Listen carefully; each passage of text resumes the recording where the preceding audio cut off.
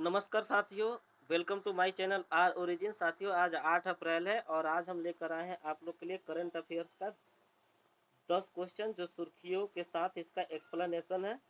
तो चलिए देखते हैं कि ये क्वेश्चन क्या है। पहला क्वेश्चन है आपका, 6 अप्रैल 2021 को शिक्षा राज्य मंत्री E9 देशों के शिक्षा मंत्रियों के बैठक में लिया हिस्सा। ठीक है, तो यहाँ पे क्वेश्चन बनता है आपका E9 क्या है। इसका फुल फॉर्म होता है एजुकेशन 9। एजुकेशन 9 में 9 देश है और अगर हम देशों की बात करें तो ये 9 देश कौन कौन सा है? ब्राज़ील, बांग्लादेश, चीन के बाद मिस्र, मिस्र के बाद आपका इंडोनेशिया, उसके बाद आपका भारत, भारत के बाद पाकिस्तान और उसके बाद मैक्सिको और लास्ट में है आपका नाइजीरिया। जी हाँ, नाइजीरिया। ये जो 9 देश है वो आपका 9 देश पूरे विश्व का लगभग 50% आबादी के अंतर्गत आता है। ठीक है, उसके बाद अगर हम इसमें देखें और कि ये शिक्षा मंत्री, भारत के शिक्षा राज्य मंत्री कौन है, तो आपका संजय धोत्रे। याद रखेंगे, संजय धोत्रे। ठीक है, अगर पूछ ले कि अगर शिक्षा मंत्री कौन है तो ये शिक्षा मंत्री आपका रमेश पोखरियाल जी है, रमेश पोखरियाल। उसके बाद इससे रिलेटेड और क्वेश्चंस देखें कि G20 का आपातकालीन बैठक कहाँ हुआ था। G20 का आपातकालीन ये आपका हुआ था सऊदी अरब में। नेक्स्ट क्वेश्चन है कि यूनेस्को का मुख्यालय कहाँ पड़ता है, तो ये पड़ता है आपका पेरिस में। इसको याद रखेंगे, पेरिस। और 2011 के जनगणना के अनुसार अगर पूछे कि न्यूनतम साक्षरता दर किसका है तो आपका हो जाएगा बिहार। जी हाँ, बिहार। तो आइए दूसरे क्वेश्चन को देखते हैं। क्वेश्चन नंबर 2 क्या कह रहा है। क्वेश्चन नंबर 2 का जो आज का टॉपिक है वो है आपका, आरबीआई ने जारी किया वित्तीय वर्ष 2021-22 की पहली मौद्रिक नीति। ठीक है, और ये आपका देख रहे हैं कि आरबीआई का गवर्नर कौन है, ये शक्तिकांत दास जी हैं और इन्होंने 2021-22 की मौद्रिक नीति जारी कर दिए हैं लोग। तो इससे रिलेटेड क्वेश्चंस क्या बन सकते हैं, तो जीडीपी ग्रोथ रेट कितना है इस साल 21-22 में। तो जीडीपी ग्रोथ रेट आपका हो गया 10.5%, याद रखेंगे। ठीक है, उसके बाद पूछता है कि रेपो रेट कितना है, तो ये आपका हो जाएगा 4%। और पूछता है कि आर का मतलब होता है ट्रिपल आर का रिवर्स रेपो रेट, और ये है आपका 3.35%। ठीक है, अगर पूछता है कि बैंक रेट कितना है, तो बैंक रेट आपका हो जाएगा 4.25%। जी हाँ, तो ये मतलब कुछ ऐसे क्वेश्चन है जो आए दिन एग्जाम में पूछे जाते हैं। और इसमें देखिए एक साइन बना है, ये रिजर्व बैंक का, आरबीआई का। इसके पीछे एक पेड़ है, जिस पेड़ को हम ताड़ का वृक्ष कहते हैं, मतलब पाल्म ट्री। ठीक है, और ये बंगाल टाइगर का निशान है। उसके बाद हम देखें नेक्स्ट क्वेश्चन। क्वेश्चन नंबर 3 का आज का टॉपिक क्या है, ये है आपका, महाराष्ट्र का अंबोली क्षेत्र जैव विविधता के विरासत स्थल घोषित हो गया। जी हाँ, तो ये महाराष्ट्र का अंबोली क्षेत्र किस जिला में पड़ता है, अगर जिला की बात करें तो सिंधु दुर्ग जिला। और ये जैव विविधता विरासत स्थल में शामिल हो गया। जैव विविधता विरासत ये किस एक्ट के तहत होता है, तो जैव विविधता एक्ट 2002। ठीक है, और एक इसमें जानते हैं कि इसमें एक मछली की प्रजाति खोजी गई है जिसका नाम है सिस्टूरा हिरण्यकेशी। ठीक है, सिस्टूरा हिरण्यकेशी, याद रखेंगे, सिस्टूरा हिरण्यकेशी। और ये एक मछली की प्रजाति है और इसके खोज करने वाले कौन है, तो तेजस ठाकरे। ठीक है, और मीठे पानी की एक मछली है सिस्टूरा हिरण्यकेशी, आप लोग इसको याद रखेंगे। एक और क्वेश्चन बनता है कि जैव विविधता दिवस कब मनाया जाता है, तो जैव विविधता दिवस आपका 22 मई को मनाया जाता है।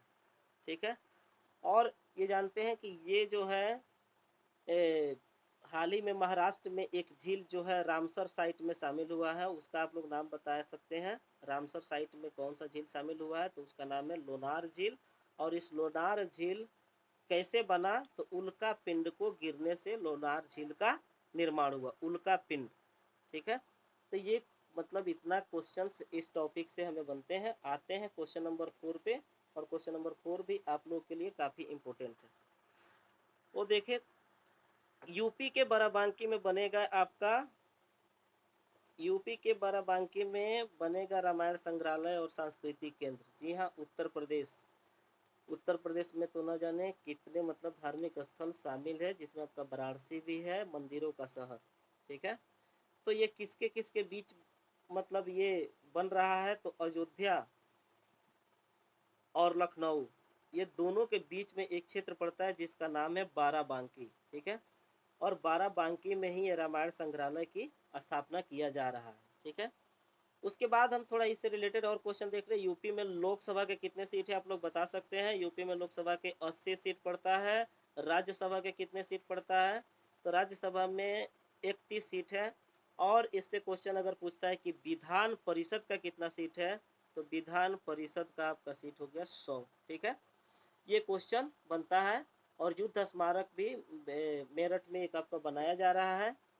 यहाँ यूपी से रिलेटेड एक और क्वेश्चन आता है कि यूपी में ट्रांसजेंडर यूनिवर्सिटी एक खुल रहा है। ट्रांसजेंडर आप लोग जानते हैं, जो तीसरा लिंग है।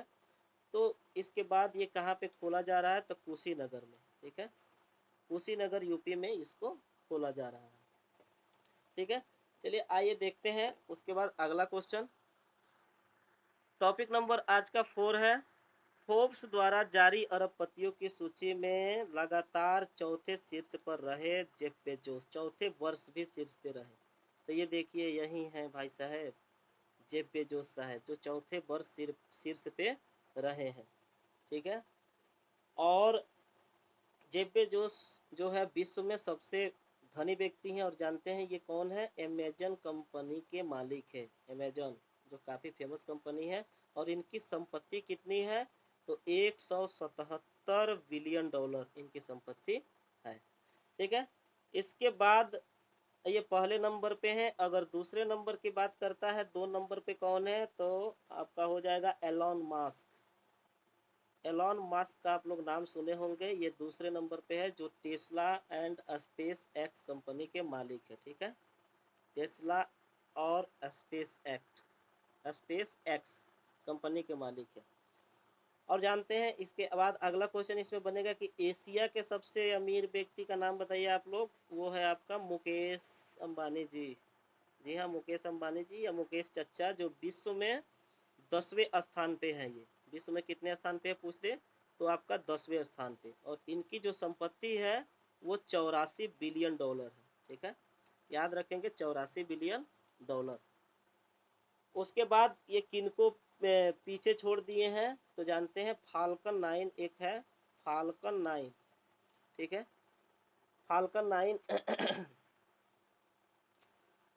सॉरी, ये अलीबाबा कंपनी का जो मालिक है, वो जो चीन के, जिनका नाम आप लोग बता सकते हैं क्या है। ठीक है, तो अलीबाबा को पीछे छोड़ करके इन्होंने इसमें शामिल हुए हैं। ठीक है, उसके बाद हम इससे और रिलेटेड क्वेश्चन देख ले कि फाल्कन 9 क्या है। तो फाल्कन 9 आपका एक साथ 143 उपग्रह ले जाने वाला एक रॉकेट है, और 143 उपग्रहों को ये ले करके गया था। उसके बाद देखें नेक्स्ट क्वेश्चन, क्वेश्चन नंबर 6 क्या कह रहा है। ये है आपका सिखों के 9वें गुरु तेग बहादुर। ठीक है, तो ये 9वें गुरु हैं तेग बहादुर जी, जिनका आप फोटो देख रहे हैं। आप लोग कमेंट करके बता सकते हैं कि पहले गुरु कौन थे। तो फर्स्ट गुरु थे आपका गुरु नानक जी। ठीक है, गुरु नानक जी, इन्होंने कहा था कि हम सर कटा सकते हैं लेकिन बाल नहीं कटा सकते। ठीक है, और अमृतसर पंजाब के रहने वाले थे।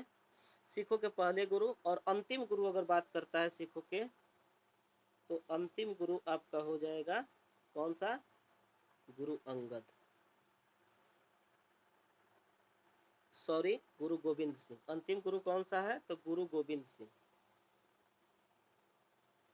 अंतिम गुरु गोविंद सिंह। और गुरुमुखी की रचना किसने किया, तो गुरुमुखी की रचना आपका गुरु अंगद ने किया था। ठीक है, तो इससे ये मतलब क्वेश्चन बहुत ही सारे क्रिएट होते हैं और इनकी जो है इस साल इनके नवे गुरु की 400वीं जयंती मनाई जाएगी, याद रखेंगे ये। उसके बाद आते हैं क्वेश्चन नंबर 7 की ओर। 7 बहुत ही महत्वपूर्ण सुर्खी है आज का। ये है आपका अल्फ्रेड बेन हो और जेफरी डेविस उलमैन को दिया गया 2020 का एएम ट्यूरिंग अवार्ड। अब ये देखिए नया नाम है एएम ट्यूरिंग अवार्ड। जानते हैं इसको क्या कहा जाता है? कंप्यूटर क्षेत्र का नोबेल पुरस्कार। ठीक है, पूछ रहे कि कंप्यूटर क्षेत्र का नोबेल पुरस्कार कौन है, तो एएम ट्यूरिंग अवार्ड। और अब की बार इनको किसको दिया गया, तो ये दोनों भाई साहब देख सकते हैं इनका फोटो। ये है आपका अल्फ्रेड ओहो और दूसरे कौन है, इनका नाम जेफी उलमैन, जेफी उलमान, ये जेफी उलमान साहब है। ठीक है, और उसके बाद इससे रिलेटेड कंप्यूटर से और क्वेश्चन बन सकता है कि सबसे पहले क्या भारत के किसी वैज्ञानिक को दिया गया था, तो जी हाँ 1994 में आपका एएम ट्यूरिंग अवार्ड जो था भारत के डबला राजगोपाल को दिया गया था। किनको? डबला राजगोपाल को दिया गया था, जो एकमात्र भारतीय थे। इसके बाद इससे रिलेटेड अगर पूछे कि एएम ट्यूरिंग अवार्ड की शुरुआत कब हुई थी, तो आपका 1966 से इसकी स्थापना किया गया था एएम ट्यूरिंग अवार्ड की। उसके बाद इससे रिलेटेड और क्वेश्चन बन सकता है क्या कि कट कॉपी पेस्ट का जनक कौन है। याद रखेंगे इसके साथ, कट कॉपी पेस्ट ये तीनों करते हैं ना आजकल हम लोग कंप्यूटर में, तो उसके जो जनक है लेरी टेस्लर है, लेरी टेस्लर। ठीक है, और आपसे पूछा जाए कि भारत का प्रथम सुपर कंप्यूटर कौन है, तो भारत का प्रथम सुपर कंप्यूटर परम 8000, याद रखेंगे परम 8000। ठीक है, और इसके जनक कौन है भारत के प्रथम सुपर कंप्यूटर के, तो विजय भटकर, विजय भटकर। उसके बाद आइए क्वेश्चन नंबर 8 की ओर चलते हैं, देखते हैं 8 क्या कह रहा है। ये है आपका बहुत ही इंपॉर्टेंट आज का टॉपिक, एक और जो एग्जाम के लिए काफी महत्वपूर्ण है। भारत ने किए ब्रिक्स वित्त मंत्रियों और केंद्रीय बैंकों के गवर्नर की पहली बैठक। जी हाँ, ब्रिक्स जानते हैं ना, इसमें ब्रिक्स में 5 देश शामिल है। तो इस साल इसकी मेजबानी कौन कर रहा है? भारत कर रहा है। और भारत की ओर से कौन कौन भाग ले रहे हैं, तो इसमें निर्मला सीतारमण जी हैं जो भारत की वित्त मंत्री हैं, और आरबीआई के गवर्नर जो शक्तिकांत दास जी हैं, ये दोनों इसके मतलब बैठक में हिस्सा ले रहे हैं। इससे क्वेश्चन और आगे देखते हैं कि ब्रिक्स का पहला शिखर सम्मेलन कहाँ हुआ था। जी हाँ, ब्रिक्स का पहला शिखर सम्मेलन पूछ दे कहाँ पे हुआ था, तो 2009 में रूस में आपका किया गया था। ठीक है, उसके बाद इससे अगला क्वेश्चन बन सकता है कि ब्रिक्स के बैंक के आप लोग नाम बताइए। ब्रिक्स के बैंक का नाम क्या है, तो आपका न्यू डेवलपमेंट बैंक इसके बैंक का नाम है, न्यू डेवलपमेंट बैंक। और ये इसके उपाध्यक्ष कौन है, तो अनिल केशोरा। उपाध्यक्ष की बात कर ले तो अनिल किशोरा जी इसके उपाध्यक्ष हैं। ठीक है, उसके बाद ब्रिक्स की मतलब बैठक की हम बात कर लिए, और इसकी संकल्पना किसने दिया था ब्रिक्स की, ये क्वेश्चन और ये भी बनता है। तो इसकी संकल्पना जिम ओ नील ने दिया था, जिम ओ नील। ठीक है, उसके बाद आते हैं नेक्स्ट क्वेश्चन। क्वेश्चन 8 क्या कह रहा है, क्वेश्चन 8 की सुर्खी देखिए, पहली उड़ान भरने के लिए इंजेयूटी मिनी हेलीकॉप्टर को मंगल ग्रह की सतह पर उतार दिया है। ठीक है, तो ये आपका पहली उड़ान भरने के लिए इंजेन्यूटी मिनी हेलीकॉप्टर, इससे रिलेटेड क्वेश्चंस आपके क्या क्या बन सकते हैं, तो चलिए इसको देखते हैं। ये आपका पड़ता है मतलब फरवरी 2021 में मंगल की सतह पर इसको उतारा गया है। और जो इसका नाम है, ये जो हेलीकॉप्टर देख रहे हैं इसका नाम क्या है, तो इसका नाम है आपका परसीवीरेज रोवर, परसीवीरेज रोवर। ठीक है, और किसने उतारा है इसको, इम्यूनिटी मिनी हेलीकॉप्टर को, तो नासा। नासा जानते हैं आपका यूएसए की कंपनी है। ठीक है, इससे क्वेश्चन और बन सकता है कि क्या मंगलयान को किस व्हीकल द्वारा लॉन्च किया गया। आप जानते हैं कि भारत ने मंगलयान मिशन को लॉन्च किया था, और कब किया था आपका, तो 2013-14 के करीब में इसको लॉन्च किया था। और लॉन्च करने वाले व्हीकल्स का नाम क्या है? तो आपका PSLV-C25 याद रखेंगे, मंगलयान। और आप लोग कमेंट करके बता सकते हैं कि मंगलयान का फोटो भारत के कितने रुपए के नोट पे है। तो आपको पता होगा सबको कि 2000 रुपये के नोट पे भारत के मंगलयान मिशन का चित्र है। ठीक है, उसके बाद देख ले लास्ट टॉपिक क्या कह रहा है। अंतिम टॉपिक की ओर बढ़ते हैं कि आज का सुर्खी नेक्स्ट क्या है। तो ये है आपका कृषि मंत्री ने लॉन्च किया, कृषि मंत्री ने आपका लॉन्च किया मधु क्रांति पोर्टल, जिसके बारे में हम चर्चा किए थे। मधु क्रांति पोर्टल, जी हाँ याद रखेंगे, मधु क्रांति पोर्टल जो मीठी क्रांति किससे संबंधित है? मधुमक्खी पालन से आपका संबंधित है मधु क्रांति पोर्टल। ठीक है, तो ये आज के मतलब करेंट अफेयर्स के आपका 10 का 10 क्वेश्चन था, लेकिन इसमें कुछ तबीयत खराब होने की वजह से थोड़ा सा बोलने में परेशानी हो रही थी, लेकिन फिर भी हमारी कोशिश रहती है कि हम आप लोग के सामने वैसे सारे चीज़ का एक्सप्लेनेशन करें जो आने वाले समय में कोई भी शब्द छूट ना पाए। इससे अगर आपसे पूछता है एक और क्वेश्चन कि मधुमक्खी पालन जो है वो मधु क्रांति एक पोर्टल भी ये लोग ने लॉन्च किया है, मधु क्रांति पोर्टल, और ये 2021, 22 और 23 तक इसका लक्ष्य रखा गया है। इससे क्वेश्चन एक और पूछता है कि एपी कल्चर में किसका अध्ययन किया जाता है? तो मधुमक्खी के पालन का अध्ययन किया जाता है। ठीक है, और शहद परीक्षण इसमें करने वाले मतलब सबसे ज़्यादा गुजरात आगे होता है शहद में, जानते हैं आप लोग। और गुजरात के एक जगह है जिसका नाम है आनंद, और उसी जगह से इसका मधु क्रांति पोर्टल को लॉन्च किया गया है। और उसके बाद एक और कंपनी है गुजरात की, अमूल दूध जो आता है ना, बहुत ही फेमस अमूल का आता है, तो आपका गुजरात की कंपनी है। तो दोस्तों आज का ये हमारा 10 का करंट अफेयर्स का सेशन आज यही समाप्त होता है। आप लोग हमारे चैनल को लाइक करें, शेयर करें और सब्सक्राइब करें ताकि आने वाले समय में न्यू